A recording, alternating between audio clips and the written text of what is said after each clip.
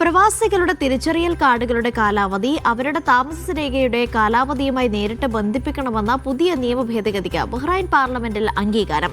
വിഷയം സംബന്ധിച്ച ബിൽ അന്തിമ തീരുമാനത്തിനായി ശൂറ കൌൺസിലിന് വിട്ടു. പ്രവാസികളുടെ ID കാർഡിന്റെ കാലാവധി രാജ്യത്ത് താമസിക്കാനുള്ള അനുമതിയുള്ള റെസിഡൻസി പെർമിറ്റിന്റെ കാലയളവിനോട് തുല്യമാക്കുവാനുള്ള നിയമ ഭേദഗതിക്കാണ് പാർലമെന്റ് അംഗീകാരം നൽകിയത്. പ്രവാസികളുടെ തിരിച്ചറിയൽ കാർഡുകളുടെ കാലാവധി സംബന്ധിച്ച നിയമം പ്രാബല്യത്തിൽ വരികയാണെങ്കിൽ ഒരു പ്രവാസിയുടെ വിസ കാലാവധി അവസാനിക്കുന്ന അതേ ദിവസം തന്നെ CPRന്റെ കാലാവധിയും അവസാനിക്കും. രാജ്യത്ത് നിയമവിരുദ്ധമായി തങ്ങുന്നവരെ കണ്ടെത്താൻ പുതിയ പരിഷ്കാരം കൊണ്ട് സാധിക്കുമെന്ന് ബില്ലിനെ അനുകൂലിച്ച് ചർച്ചയിൽ പങ്കെടുത്തവർ വിലയിരുത്തി. CPR കാലാവധി ഈ രീതിയിൽ പരിമിതപ്പെടുത്തിയാൽ ID കാർഡ് ഉപയോഗിച്ച് നടത്തുന്ന ബാങ്കിംഗ് സർക്കാർ ഇടപാടുകൾ കൃത്യമായി നിയന്ത്രിക്കാമെന്നും കാർഡുകൾ ഇടയ്ക്കിടെ പുതുക്കുന്നത് വഴി സർക്കാരിന് ഫീസിനത്തിൽ കൂടുതൽ വരുമാനം ലഭിക്കുമെന്നും ചർച്ചയിൽ പങ്കെടുത്ത MPമാർ അഭിപ്രായപ്പെട്ടു.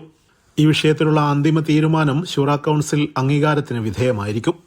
Siraj Pallikkara, media 1, Bahrain.